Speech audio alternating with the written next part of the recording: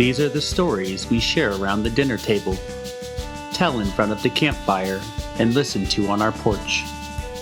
This is a place where tales are told and stories are heard.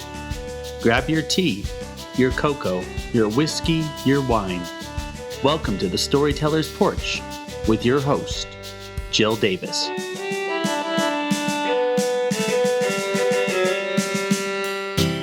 Welcome to the Storyteller's Porch. I'm so excited to share my porch with my friend Emily Chase Smith. And when I asked her how she would like to be identified, Emily just said, I'm chomping at the bit. So Emily, what are you chomping at the bit about? Right now, we're sort of at the end of COVID, right? So you were like, what are you? An author, a mom of three, blah. And I'm like, I'm just chomping at the bit for anything and everything. Yeah.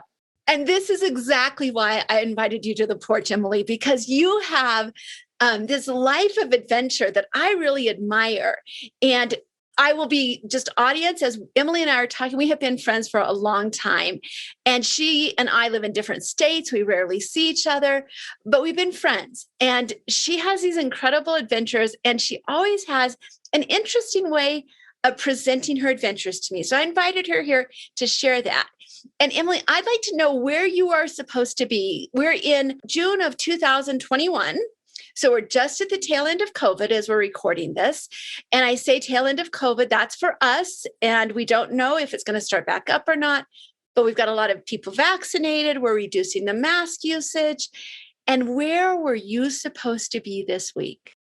Right now, if things had gone according to plan a year and a half into COVID, I would be asleep on a barge in France. And that, my dear, I think is why you're chomping at the bit. Yes, that's probably one of the reasons. So I feel a little spoiled that I get to have you on the porch while your friend is on the barge and you can't join him. So I'm glad I get to have you here. And as you know, I spent most of my adult life in the South. And in the South, you never come to the porch without a drink. So what's your drink that you're bringing with us today, Emily? So I grew up in the West, and the West and the South, from what I understand, are quite different, but they're both very warm. And so my favorite porch beverage is ice water. Lots of ice, more ice, and then some more ice. That's so funny because, I always say I drink water here in Colorado, but no ice. I don't want it too cold, but we got to stay hydrated because it gets so dry here. And I'm just going to clarify for my audience what Emily and I both know is I consider that I'm from the West. I'm in Colorado, but that's not the real West, is it, Em? No, I am a mile from landing in the ocean. Yeah, I'm as west as you get before you're wet. I learned that early on in our relationship, our friendship was, I always thought, I'm a girl from the West, but I am not. I am definitely from Colorado. We'll just say that. I'm a Colorado girl. And I know you're a California girl. So it's really fun to get to talk. And one of the things that all those years ago that connected us, Emily, is that I had been divorced and was raising 4 children. And you were at a place in your life where you were just getting ready to get divorced. Tell me a little bit about, before we go into your actual story that you're going to share with us, tell me a little bit about, you were married for like 20 some years. I was married for 25. Just a second. I want to warn my listeners or assure my listeners, this is not a divorce story. So don't worry about it. This is just a fun story because divorce can be challenging, shall we say. Okay, I'll second that. Okay. So in your life, just before you wrote this story that you're going to share with us and read on the porch today, tell me a little bit about what was going on in your life. Well, I had been married for 20 years. I was raised very religious. We were evangelical Christians, and my husband had come from that same background. In fact, from my same small little 200-person church. And so, yeah, when you and I met, I was getting ready to get divorced. I had been married for 20 years. I had 3 kids. And yeah, I mean, it's kind of like you take it all, you throw it up in the air and you see what happens next. So. And for those of us who are raised in those really fundamental churches, and we come from very different sects of that fundamental church, but marriage and divorce, marriage is required. Divorce is not an option. So it makes life a little interesting. And For some of us, that would not be me. I think that you got married pretty young. I did too, but did you do a lot of dating before you got married? I did, but like in the high school church sense. So I had several longer term boyfriends, but it was very much within the context of the church. Very Mayberry, very, very innocent. I just think that's so adorable. I did. I did just the opposite, even though I knew I was supposed to like get married and do all those things. I started dating when I snuck date when I was 15. I wasn't allowed to really date till I was 16, but I had a basement door I would sneak out of. And yeah, you didn't know that. No. And I would meet the boys out at the end of my driveway to date. So I had dated a lot, but I got married at 19. How much real dating can you fit in to such a short dating period? Well, I think you fit in a lot of fun. I fit in no fun. All my oats were still in their bag. So when you got divorced, you had a few oats to sow, didn't you? All of the oats to sow. So I do believe that's a little bit about what your story is about today. This is a story that you wrote a few years back. So not in your current place, but it's one of my favorite adventure stories that you have to share. So Emily, take it away. Well, you mentioned this story to me and I wrote it 6 years ago, which seems like a lifetime ago because like you were talking about, I was just getting divorced. So I had just sort of settled in my place. We got the kids, as settled as they were going to be for a while. And about 6 months in, I thought, okay, I'm ready to start dating because I missed this whole thing in my youth. So, I signed up for the apps and then I signed up for speed dating. And at the time I was a writer. I was a ghostwriter and I was writing some pieces. And so I thought, well, if nothing else, this will be fodder for that. So when you mentioned it to me the other day, I went back and read it. I haven't read it in probably 6 years and it brought up a lot of memories. So here it is. It is called 7 Minutes in Heaven or 6 in Hell. Some experiences are so horrific, they drive me to write. Some things I know will provide such fodder, it's practically entrapment. Enter speed dating. Just like the title of one of my favorite podcasts, I am a woman of an uncertain age. But just between you and me, that age is 44. The stated age range was 34 to 46 for women and 37 to 49 for men, and the category was designated professional. But despite the maturity and education, it was just as awkward and terrible as you'd imagine. The room was complete with numbered tables, name tags, and a bell that rang every 6 minutes. The ladies stayed seated and the men moved around, chivalry in action. I was staring down the barrel of 10 speed dates. First up was Leo, a 37-year-old full-blooded Italian. Sharp-eyed readers may be aware that at 44, I am at the mature end of the spectrum, whereas Leo should have been carded. That being said, I'd kill with this preschool set, and Leo and I shared many great laughs. He's so talkative that his Italian electrician coworkers regularly tell him to shut up. The pieces clicked into place. Wait, are you telling me that Italians say you talk too much? Yes, he replied, but you know what an Italian that's been told to shut up says? You shut up. Next up was Dan, an 8th grade English teacher and former grocery bagger who bore a striking resemblance to Dana Carey in The Master of Disguise. We spent our 6 minutes trading book recommendations and contrasting bagging groceries to teaching junior high students. The bottom line is groceries don't talk back. John sat down in one of Nordstrom's finest gay men's shirts. Think Cam from Modern Family. In contrast to those football players with no neck, Jeff was all neck, no head, and reminiscent of a zucchini. We don't get to choose our skull structure, so I didn't fault his resemblance to a tubular squash, but the stalker vibe was hard to stomach. As a former CFO for a multinational company, you'd expect John to be able to converse, but that was definitely not the case. Longest 6 minutes of my life. It was his third time there, which is truly shocking. Scattered between the notables was the parade of the unexceptional, which in this crowd was a positive. 6 minutes of polite conversation with IT consultants and project managers. One told me he was certified divorced and had the paperwork to prove it. Another dropped his former wife's profession, physician. Relevant? Yet another concerned that I didn't make as much as a writer as I did practicing law. So kind of you to worry about my bank balance. Out of the corner of my ear, I'm hearing such conversational gems at the other tables, such as, do you have any pets? Clearly, we're all on this sinking ship together. My last speed date sat down sporting a man bun, a perfect opening. He had lived all over the world, and when I asked why, he said, to find himself. The question must be asked, what did you find? His response, are we going to go there? To which I replied, well, we could just kind of talk about what car you drive. Turns out he hasn't owned a car in years.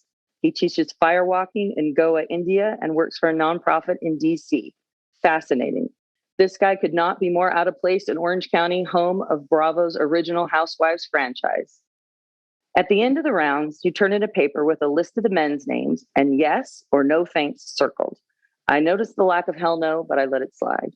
The next day, you get an email with your matches, those you said yes to, who also said yes to you.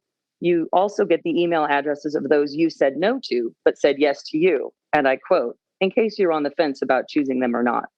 No fence sitting here. I'm going to take my chances in the grocery aisle. Oh, Em, I love that. What is so interesting to me is what happened, and this is the whole concept of stories, right? Is that we share the stories and we hear them and they're here for future. Like, honestly, when your youngest, who is currently about 12-ish, 13, turns 33, he can listen to your story. I'm not sure that that's a good thing. And what about this? What about the fact that your grandbaby, who has not yet to be born, I have two, you have none, and at this moment, no prospect of any, coming up soon, will be able to hear that story again. And it's not about the story. I love the story because, of course, you did not find your beau in the grocery store. You found him elsewhere, and it's a perfect match, a match made in heaven, so much more than 7 minutes in heaven. But when we look back 6 years ago from now, you're a different person, right? Very. And the world is different. It's such a different world. And as you're talking, I'm like, things have changed so much in the world. And we are in June, which of course is Pride Month. So I'm thinking about gender neutrality and all of that. It was just a straight boy-girl kind of third grade square dancing event. And things have even changed in 6 years of how we now meet someone. And I think back to my parents' story of how they met. And I think of how I met my former husband. And it's all so very different. And so even though love is love, the way we find it and the way we move through it changes. And that's why we share the stories, because although we did have the Spanish flu once upon a time, so there are people in the world who have lived through a pandemic, there are some who have lived through two. How we dealt with it then and how we dealt with it now is very different. And that is the reason for story, is because story connects us to the past and to the future. And so, Em, what else would you like to share with me and our audience about your dating life, perhaps? Oh my, probably nothing. But, I have to say, whenever you meet people that are single, my favorite thing is to hear their best online dating story, because anybody who's been on the apps for any amount of time has a great dating story. So I always ask that question. And even when I was online dating, that's kind of like your opening, like, tell me your best story. What have you got? I had one where he picked where we met. We met for a drink. And, it wasn't going great. But then I realized he said something about walking there. And I said, that was great. And, blah, blah, blah. And then he said he was going to go somewhere, but he needed to take an Uber. And all of a sudden I realized, oh, this guy doesn't drive. And I said, do you not drive? And in Southern California, that's crazy rare because we don't have any public transportation to speak of. And he was like, oh, yeah, I have a DUI. And then I realized, I have to add that to my list of qualifications for somebody I date, allowed to drive. It's so funny too. And when I was online dating, I was much younger than I am today. And I met this gentleman and, of course I was in my mid 40s or something and I had kids to raise and I was working. It was very busy. And I met this gentleman who was really nice. Like, I think there could have been a spark there. And so I suggested after our first 2 coffee dates in the middle of the afternoon that we meet have dinner together. And he said, well, I don't go out after 4. So that was one of my qualifiers is you have to be willing to leave your house after 4. So you just revise the list as time goes on. Exactly. And now we, through Story, have helped other people modify their dating profiles. You have to be able to drive and you have to be able to go out past 4 o'clock if that's your thing. But of course, we're all inclusive here, so that may not be your thing. But it is the purpose of Story. I love the one where he said he had a certified divorce. Not sure what that is, but that's a good one. And of course, the bank balance is always a favorite. And so, Emily, I'm just so delighted that you chose to join us on our virtual porch today. It's always a fun place to be. I enjoy it. It makes my day. And I appreciate our audience being with us to share with us your stories and a few of mine. The stories we share here on the porch are personal, as you know, but they have collective impact. So, Emily, if you were able to wave your magic porch wand and create the collective impact that you feel from your story, what would it be? Sticking with the theme of dating, I would say just go for it. I mean, this is a funny little story of speed dating, and we have our funny online stories, but there are a lot of really great people out there. And I did find my now partner online on an app. So go for it. I would agree. And I would say the same thing about dating, that it is a fun way to meet interesting people with interesting stories, even if we may not want to repeat the situation. And here at the Storyteller's Porch, we do believe we are the stories we share. So keep living your story and meet us next time here on the porch. And be sure to bring your favorite drink. See you later.